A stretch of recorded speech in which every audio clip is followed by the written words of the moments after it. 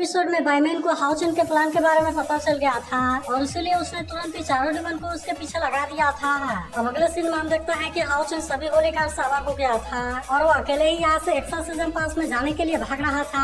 मगर तभी हम देखता है कि बायमैन ने यहाँ के सारे क्रिएचर को अपने कंट्रोल में कर लिया था। इसीलिए हम देखता है कि एक कौवा हाउचन को भागते हुए देख लेता है और अब इसीलिए उसने बायमैन को इसके बारे में सिग्नल दे दिया था।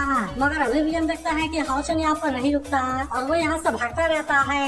लेकिन तभी हम देखता है कि इसके पीछे कोई पावर क्रिएट होने लगी थी, इसीलिए हाउचन भी समझ जाता है कि यहाँ पर कोई डिमन आ गया है और इसीलिए वो और ज्यादा स्पीड से यहाँ से भागने लगता है। मगर तभी हम देखता है कि वो डिमन यहाँ पर आ गई थी और वो इस पर अटैक करते हुए कहते हैं कि तुमने तो हमारे सारे क्रेनी में आग लगा दिया, लेकिन क्या इसके बाद भी तुम्हें लगता है कि तुम इतना आसानी से यहाँ से भाग जाओगे। फिर हम देखता है कि वो डिमन हाउचन पर लगातार अटैक करने के लिए कोशिश करने लगती है और कहती है कि लॉर्ड बायमैन ने तुम्हारे लोकेशन के बारे में पहले से ही पता लगा लिया है, इसीलिए हम तुम यहाँ से बचने के लिए कुछ भी नहीं कर सकते और कहती है कि तुम अपने आप को सरेंडर कर दो।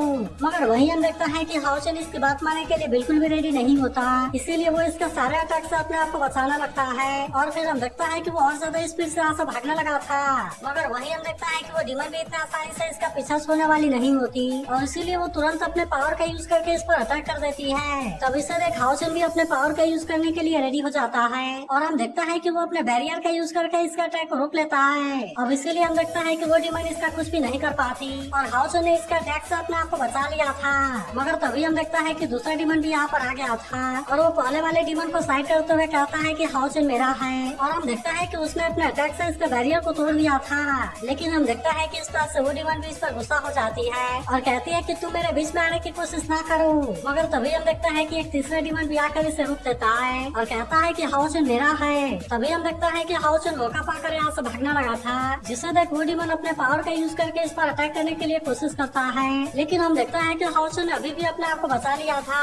तभी से देख वो डिमन कहता है कि तुम इतना आसानी से मेरे हाथों से बचकर नहीं भाग सकते और फिर हम देखता है कि वो अपने किसी और पावर का यूज करके इस पर अटैक कर देता है, जहाँ पर कि हाउचन भी इसे रोकने के लिए रेडी हो गया था और हम देखता है कि वो फिर से अपने बैरियर का यूज करता है। लेकिन तभी हम देखता है कि चौथा डिमन भी यहाँ पर आ गया था और वो भी सीधे हाउचन पर अटैक करने के लिए चला जाता है। मगर तभी हम देखता है कि इस पास से तीसरा डिमन गुस्सा हो गया था और कहता है कि तुम इसके बारे में सोचना भी नहीं। मगर तभी हम देखता है कि चौथे डिमन ने भी इस पर अटैक कर दिया था, जहाँ पर हाउचन इसका अटैक को रोकने के लिए कुछ भी नहीं कर पाता। तभी से देख तीसरा डिमन गुस्सा होने लगता है, जिस पर चौथा डिमन कहता है कि क्या तुम इसके लिए फाइट करना चाहते हो। तभी हम देखता है कि पहले वाली डिमन भी इसके लिए रेडी हो गई थी और कहती है इसमें जो भी जीतेगा हाउचन उसका होगा। तभी हम देखता है कि दूसरा डिमन भी फाइट करने के लिए रेडी हो गया था, जिस पर तीसरा डिमन कहता है कि किसी एक कोई बायमैन का रिवॉर्ड मिलेगा। जिसके बाद हम देखता है कि पहली डिमन भी इसके लिए रेडी हो गई थी और कहती है अगर ऐसा है तो चलो हम जल्दी से विनर को डिसाइड कर लेते हैं। मगर वहीं हम देखता है कि इसके वजह से हाउचन को चांस मिल गया था और इसीलिए वो अपनी जान बचाने के लिए वहाँ से भागने लगता है। तभी हम देखता है कि तीसरा डिमन अपने पावर का यूज करके अटैक करने लगता है, इसीलिए बाकी डिमन भी अपने पावर का यूज करने के लिए रेडी हो गए थे और हम देखता है कि वे एक दूसरे पर अटैक करने की कोशिश करने लगता है। मगर वहीं हम देखता है कि बायमैन भी इन सारी चीजों को देख रहा था, इसीलिए वो इनसे कहता है कि तुम ये सब करना बंद करो और जल्दी से हाउचन को पकड़ने के लिए कोशिश करो। फिर वो कहता है कि तुम तो इसके लिए आपस में फाइट करने लगे, लेकिन अगर हाउचन यहाँ से बच कर निकल गया तो फिर मैं तुम्हें से किसी को भी जिंदा नहीं छोड़ूंगा। तब हम देखता है कि वे चारों भी इसकी बात मानने के लिए रेडी हो गए थे और वे तुरंत ही फिर से हाउचन का पीछा करने के लिए निकल जाते हैं। वहीं उधर हम देखता है कि हाउचन यहाँ से भाग रहा था, लेकिन तभी वे डिमन भी बड़ी जल्दी से इसे खोज लेते हैं और वे तुरंत अपने पावर का यूज करके इस पर अटैक करने लगते हैं। तभी हम देखता है कि वे इसे एक जगह पर घेरने में कामयाब हो जाते हैं और इसीलिए वे तुरंत इस पर अटैक करना भी शुरू कर देते हैं। जिसके बाद हम देखता है कि हाउचन इस पर इनके अटैक को रोकने के लिए कुछ भी नहीं कर पाया होता और हम देखता है कि इन चारों ने इसे इंजर्ड कर दिया था। फिर वे हाउचन से कहते हैं कि अब तुम हमारे सामने सरेंडर कर दो, क्योंकि अब तुम्हें भी पता है कि हम कितने पावरफुल हैं। तभी पहली वाली डिमन कहते हैं कि अब तुम्हें यहाँ से बचने के लिए कुछ भी नहीं कर सकते। मगर तभी हम देखता है कि असल में हाउचन नहीं बल्कि होली गार्ड 12 होता है, जो इनसे कहता है कि तुम तो हमारे साल में बहुत ही आसानी से फंस गए। तब इस कबार में जाकर वे चारों काफी गुस्सा हो जाते हैं और बायमैन कहने लगता है कि उसने जानबूझकर यहाँ पर अपना डुप्लीकेट क्रिएट किया ताकि वो हमें आसानी से चकमा दे सके और इसीलिए ऐसा लगता है कि असली हाउचन उन चारों के बीच में है। फिर वो इन चारों से कहता है कि तुम यहाँ से अलग अलग हो जाओ और उन चारों का पीछा करो। तब इस कबारा में सुनकर वे चारों का पीछा करने के लिए चले जाते हैं। वहीं हम देखता है कि होली गार्ड 12 हाउचन के पास में आ गया था, जहाँ वो कहता है कि मास्टर मैं पूरी तरह से थक गया हूँ और इसीलिए मैं फिर से टनल टावर में जा रहा हूँ। तब इससे तक हाउचन कहता है कि उनको होली गार्ड 12 के बारे में पता चल गया, इसीलिए वे भी अब जरूर अलग अलग ग्रुप में होकर पीछा करने की कोशिश करेंगे। अब इसीलिए हाउसन कहता है कि मुझे टाइम का सही तरीके से यूज करना होगा, क्योंकि अभी भी उनको तीनों होलीगार्ड को पकड़ने में टाइम लगेगा और इसीलिए मुझे इसके पहले प्रेसिडेंट के छोड़े हुए टेलीपोर्टेशन फॉर्मेशन के पास में पहुंचना होगा। मगर वही हम देखता है कि बाईमैन भी इसे इतना आसानी से छोड़ने वाला नहीं होता और वो कहता है कि हाउसन तो सच में डीमन एम्पर है जो कि होली बॉल के ट्रिगर होने से मारा जाएगा। लेकिन फिर वो कहना लगता है कि इसने तो मुझे भी धोखा दे दिया और इसीलिए ये तो सच में काफी चालाक है। मगर फिर भी हम देखता है कि बाईमैन इसे इतने आसानी से छोड़ने वाला नहीं होता और इसीलिए वो कहता है कि तुम यहाँ से बच कर नहीं भाग सकते। लेकिन अभी भी हम देखता है कि उसे ये पता नहीं था कि असली वाला हाउसन कौन है और इसीलिए वो इस बात से थोड़ा परेशान था। वहीं बाकी होलीगार्ड हाउसन से कहना लगता है कि आप इनको घुमाने की जिम्मेदारी हमारे ऊपर छोड़ दीजिए और हम इनको रोकने के लिए अपना बेस्ट देंगे। वहीं हम देखता है कि चारों डीमन अलग अलग होकर इनका पीछा करने लगे थे और कहता है कि अब तुम हमसे बचने के लिए कुछ भी नहीं कर सकते और अब तुम बहुत ही जल्द हमारे हाथ में आने वाले हो। इसी के साथ वो कहते हैं कि चाहे वो नकली हो या असली हो, हमें उनको पकड़ने में कोई भी गलती नहीं करनी है, चाहे इसके लिए कुछ भी हो जाए। जिसके बाद हम देखता है कि वे सभी इसके लिए रेडी हो गए थे और वे तुरंत अपने पावर का यूज करके अटैक करने लगते हैं। तभी हम देखता है कि इसके तरफ जा रहा होलीगार्ड वहाँ से गायब हो गया था, जिससे देख बाईमैन कहता है कि ये क्या है और कहीं ऐसा तो नहीं कि हाउसन का कोई दूसरा प्लान है। वही हम देखता है कि हाउसन भागते हुए एक जगह पर आ गया था जहाँ हम देखता है कि आसपास में कोई भी क्रिएशन नहीं होता और अब इसीलिए हाउसन एक गुफा के सामने आ गया था। लेकिन तभी वो जैसे ही गुफा के अंदर जाने के लिए कोशिश करता है, हम देखता है कि वहाँ पर बहुत सारे डीमन होते हैं जो कि तुरंत ही हाउसन पर अटैक करने के लिए रेडी हो जाते हैं। फिर वह कहने लगता है कि तुम हमारे हाथों से बचने के लिए कुछ भी नहीं कर सकते और इतनी बात कहने के बाद वे इस पर अटैक करना शुरू कर देते हैं। तब हम देखता है कि हाउसन भी अपने स्वॉर्ड को बाहर निकाल लेता है और वो इसका यूज करके इनको मारने लगता है। मगर तभी हम देखता है कि इनका लीडर भी इसको सामने आ जाता है और कहता है कि तुम तो सच में बहुत ही चालाक हो और तुमने तो चारों डीमन को बहुत ही आसानी से धोखा दे दिया। लेकिन फिर वो कहता है कि अब तुम्हें यहाँ से बचने के लिए कुछ भी नहीं कर सकते, क्योंकि मैंने तो यहाँ से सारे आईलाइनर को हटा दिया है। जिस पर हाउसन कहता है कि इसीलिए मुझे यहाँ पर कोई भी क्रिएशन दिखाई नहीं दिया और हम देखता है कि वो फिर से इनका सामना करने के लिए जाना लगता है। फिर वो कहता है कि मुझे जितना जल्दी हो सके इनसे डील करना होगा, नहीं तो अगर मैंने देरी किया तो यहाँ पर बहुत बड़ी प्रॉब्लम हो जाएगी। मगर तभी हम देखता है कि इनका लीडर भी इस पर अटैक करने के लिए रेडी हो गया था और इसीलिए हाउसन भी अपने आप को बचाने के लिए कोशिश करने लगता है। तब इसे तक वो डीमन कहता है कि तुम इतने परेशान क्यों होने लगे, क्योंकि तुम जितना ज्यादा परेशान होगे तब इसकी वजह से मेरे विश्व स्टोल की पावर उतनी बढ़ती जाएगी और फिर मैं तुम्हें केवल एक ही अटैक में मार दूंगा। अब इतनी बात करने के बाद हम देखता है कि उसने अपने पावर को एक्टिवेट कर लिया था और वो सीधे हाउसन पर अटैक करने के लिए आ जाता है। मगर वही हम देखता है कि हाउसन को भी इसके बारे में कोई चिंता नहीं होती और इसीलिए वो भी अपने डबल ड्रैगन वाले पावर का यूज करके अटैक कर देता है, जहाँ पर हम देखता है कि डीमन कहता है कि इसका कुछ भी नहीं कर पाता। अब इसीलिए वो डीमन हैरान होता हुआ कहता है कि कैसा हो सकता है, क्योंकि आज तक मेरी ये टेक्निक कभी भी फेल नहीं हुई थी। मगर अब हम देखता है कि वो डीमन हाउसन के इस अटैक के सामने कुछ भी नहीं कर पाता और हम देखता है कि वो इसमें बहुत बुरे तरीके से इंजर्ड हो गया था। तब इससे तक हाउसन कहता है अच्छा हुआ कि मेरे यहाँ पे उतना ज्यादा टाइम वेस्ट नहीं हुआ और फिर हम देखता है कि वो यहाँ से सड़कते हुए नीचे आ जाता है। मगर तभी हम देखता है कि वो यहाँ के नजारे को देखते ही काफी हैरान हो गया था, क्योंकि असल में डीमन ने आकर फॉर्मेशन को डिस्ट्रॉय कर दिया था और इसीलिए हाउसन अब यहाँ से नहीं जा सकता था।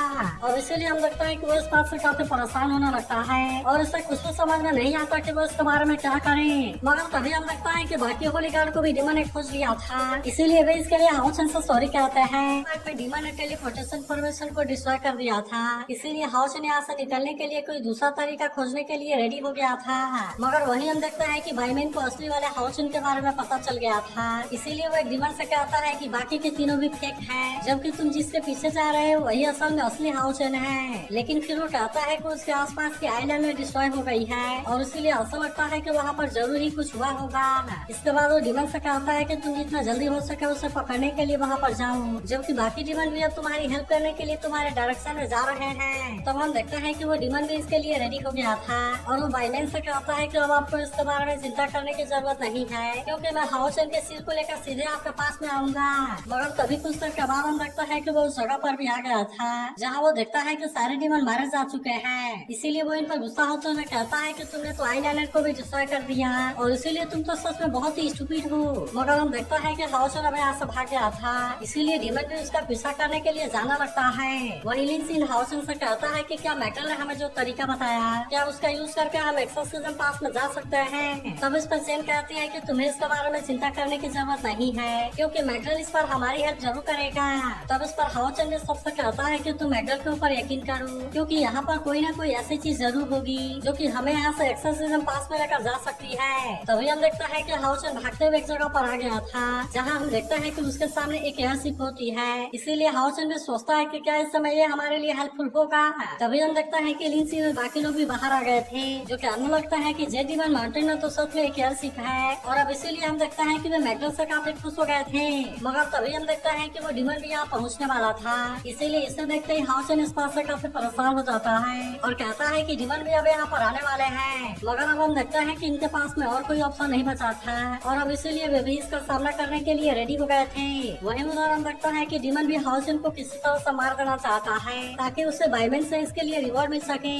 मगर तभी हम देखता है कि हाउचन और सार ने अपने पावर का यूज करके इसे कैद कर दिया था और फिर वे तुरंत इस पर अटैक करना शुरू कर देते हैं। वहीं दूसरी तरफ हम देखते हैं कि चेन एयरशिप में आ गई थी, जहाँ पर कि वो इसे स्टार्ट करने के लिए कोशिश कर रही थी। तभी लिंसिन उससे कहता है कि तुम जल्दी करो क्योंकि हमारे पास में उतना टाइम नहीं है। तब इस पर चेन इसे बताती है कि इसका पावर सिस्टम डैमेज हो गया है और इसीलिए मैं चाहती हूँ कि सबसे पहले तुम इसके लिए परेशान ना हो। तब इस पर लिंसिन कहता है कि मैं इसके बारे में परेशान क्यों नहीं हो सकता क्योंकि डिमन भी हमारा पीछा करने के लिए आ गए हैं। लेकिन वही वेंगीवान कहते हैं कि तुम इसके बारे में चिंता ना करो क्योंकि मैं गार्डिंग के लिए यहाँ पर हूँ। तब हम देखता है कि लिंसिन भी अपने फायर क्लाउड क्रिस्टल का यूज करने के लिए रेडी हो जाता है ताकि वो इसमें चेन की कोई हेल्प कर सके।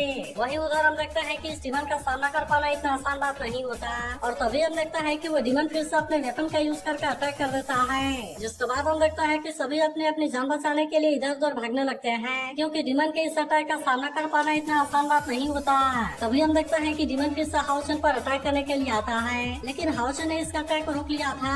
मगर तभी हम देखता है कि वो सीमासियान और हानिल का पीछा करना शुरू कर देता है, जहाँ पर कि वे भी अपनी जान बचाने के लिए कोशिश करते हैं। लेकिन हम देखता है कि डिमन ने इन दोनों पर अटैक कर दिया था और इसीलिए वे दोनों इसमें इंजर्ड हो गए थे। तभी हम देखता है कि उधर से सार इस पर अटैक करने के लिए कोशिश करती है, लेकिन डिमन ने सार के भी अटैक को बहुत ही आसानी से रोक लिया था। फिर हम देखता है कि वो अपने डेथ एंड वाले पावर का भी यूज करके अटैक कर देता है, जिसे रोकने के लिए हानि कुछ भी नहीं कर पाता। मगर अभी भी हम देखता है कि सीमासियान हार मानने के लिए रेडी नहीं होता और कहता है कि मैं तो तुम्हारे साथ में फाइट करूंगा और वो अपने लाइट हैमर का यूज करके अटैक करना चाहता है। मगर हम देखता है कि डिमन ने इस अटैक को बहुत ही आसानी से रोक लिया था और वो तुरंत इस पर अटैक करके नीचे भी गिरा देता है। वहीं उधर हम देखता है कि हानि की कंडीशन भी काफी खराब हो गई थी और इसीलिए वो कहता है कि अगर ऐसा ही चलता रहा तो फिर मैं तो इसे रोकने के लिए कुछ भी नहीं कर पाऊंगा। वहीं हम देखता है कि चेन अभी भी पावर सिस्टम को सही करने में लगी हुई थी, जहाँ पर कि लिंसिन भी अपने फायर क्लाउड क्रिस्टल का यूज करके इसकी हेल्प कर रहा था और इसीलिए चेन इसे कहती है कि तुम इसका यूज करके एनर्जी दो। मगर वहीं हम देखता है कि वेंगियान भी थोड़ी सी परेशान होने लगी थी क्योंकि इनके पास में ज्यादा टाइम नहीं था। तभी हम देखता है कि सीमासियान फिर से डिमन का सामना करने के लिए कोशिश करता है, लेकिन वो असल में इस बार भी इसके सामने कुछ भी नहीं कर पाता। लेकिन वहीं हम देखता है कि डिमन उसे इतना आसानी से छोड़ने वाला नहीं होता और इसीलिए वो फिर से इस पर अटैक करना शुरू कर देता है। मगर तभी हम देखता है कि सारा अपने डेथ कोड वाले पावर का यूज करने के लिए रेडी हो जाती है ताकि वे इस डिमन को आसानी से मार सके। फिर हम देखता है कि वो इस पर अपने प्रेशर का भी यूज कर देती है, जहाँ पर कि डिमन अभी इसके सामने कुछ भी नहीं कर पाता।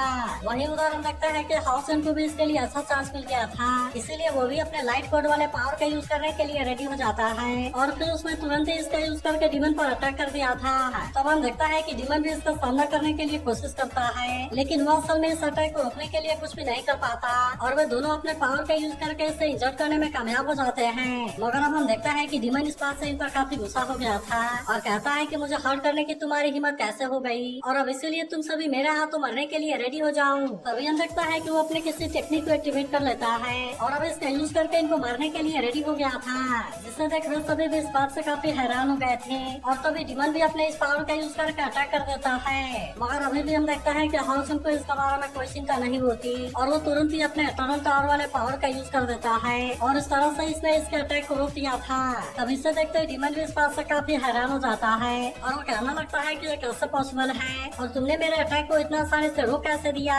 मगर वही हम देखता है कि हाउसन इस पर कुछ भी नहीं कहता, बल्कि वो अपने सूरज फ्लैश वाले पावर को एक्टिवेट करने लगता है ताकि वो इसका यूज करके इस पर अटैक कर सके। तभी हम देखता है कि हाउसन सूरज फ्लैश का यूज करके अटैक कर देता है, जहाँ पर कि डिमन इसके अटैक को रोकने के लिए कुछ भी नहीं कर पाता।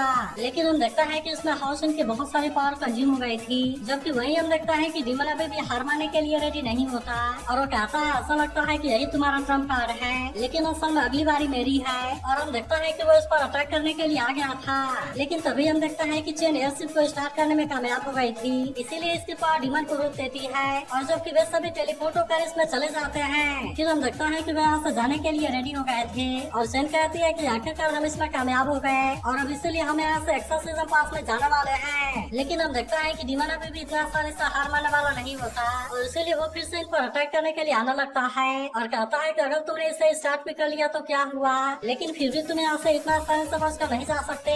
फिर हम देखता है कि वो इस पर अटैक करने के लिए भी रेडी हो जाता है, लेकिन तभी हम देखते हैं कि एयरशिप की स्पीड काफी बढ़ गई थी और इसीलिए वो डीमन इस पर अटैक करने में फेल हो जाता है। तभी हम देखता है कि बाकी डीमन भी यहाँ आ गए थे, लेकिन अब इनको पता चलता है कि हाउसन तो यहाँ से भागने में कामयाब हो गया और इसीलिए वे तीनों इस डीमन के ऊपर गुस्सा होने लगते हैं। मगर वहीं हम देखता है कि लिंग सिंह को अभी भी इसके बारे में समझ नहीं आया था और इसीलिए वो हाउसन से पूछता है कि लीडर आपने इसे कैसे किया।